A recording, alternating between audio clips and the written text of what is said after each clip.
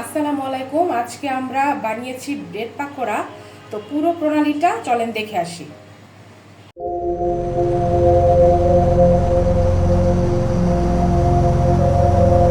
এর জন্য যে পুরটা তৈরি করব চিকেন দিয়ে, সেই চিকেন কিমাটা আমি এখন এখানে দিয়ে দিলাম। আমি এখন এই চিকেন কিমাটার সাথে বিভিন্ন জিনিস মিক্সড করে আমি ভিতরে পুরটা রেডি করব।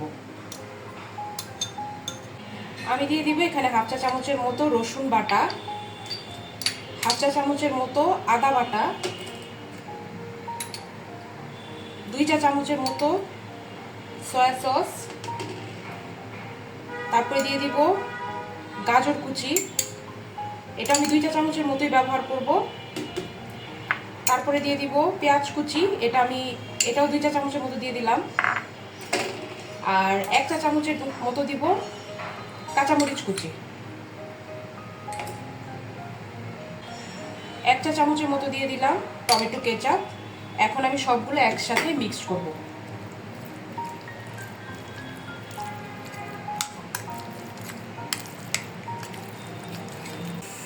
আমি এখানে পরিমাণ মতো লবণ দিয়ে দিলাম। যেহেতু এখানে সয়া সস আছে, আপনারা একটু বুঝে লবণটা দিবেন।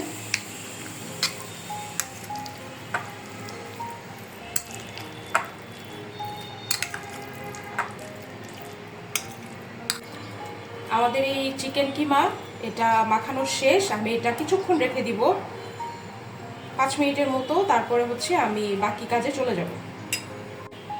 আমি ব্রেড পাকোড়ার জন্য এখন বেসন গোলায় নিব। আমি এখানে 1 কাপ পরিমাণের মতো বেসন দিয়ে দিলাম। আমি বেসনের মধ্যে অল্প একটু লাল মরিচের গুঁড়া আর হাফ চা চামচের থেকে একটু কম জিরার গুঁড়া দিয়ে দিলাম। আর পরিমাণ মতো লবণ দিয়ে আমি এটা খুব ভালো মতো একটা ব্যাটার তৈরি করে নিব।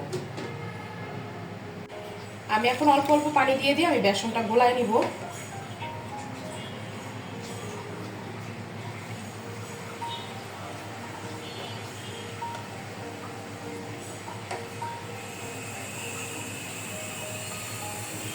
আমাদের ব্যাটারটা গোলানো শেষ। এটা আমি 10 মিনিটের জন্য রেস্টে রেখে দিব।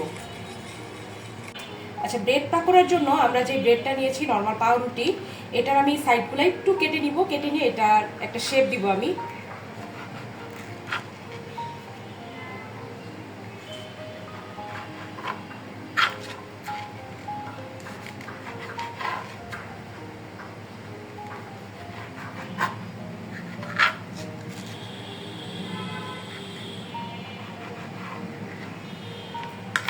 আমরা এরকম 3 কোনা করে কেটে নিব সবগুলা পাউরুটি।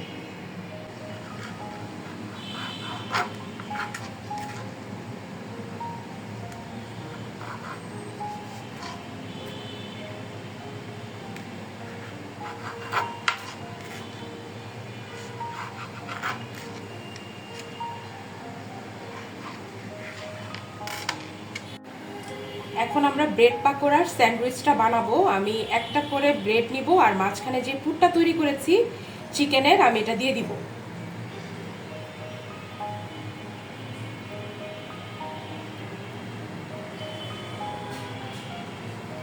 পুরোটা দিয়ে দিলাম। এভাবে দিয়ে আরেকটা যে পাউরুটি থাকবে অংশ, এটা এইভাবে দিয়ে আমরা একটা স্যান্ডউইচের মতো বানাই নেব।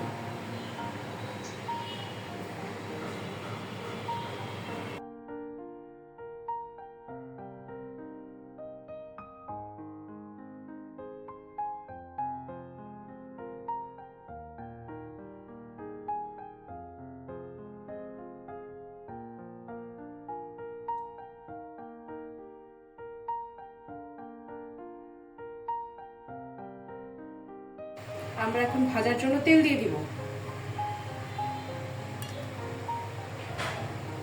তেলটা একটু বেশি পড়বে, কারণ এটা একটু ভাসা তেলে ভাজতে হবে।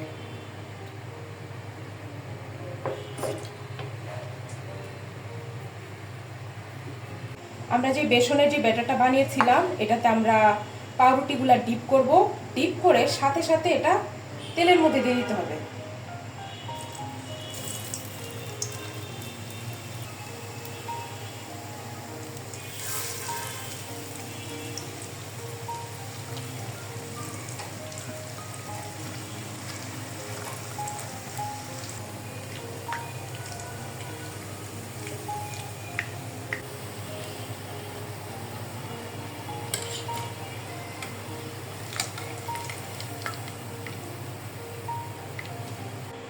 আমরা একটা একটা করে এই স্যান্ডউইচগুলো সব ভেজে নিব।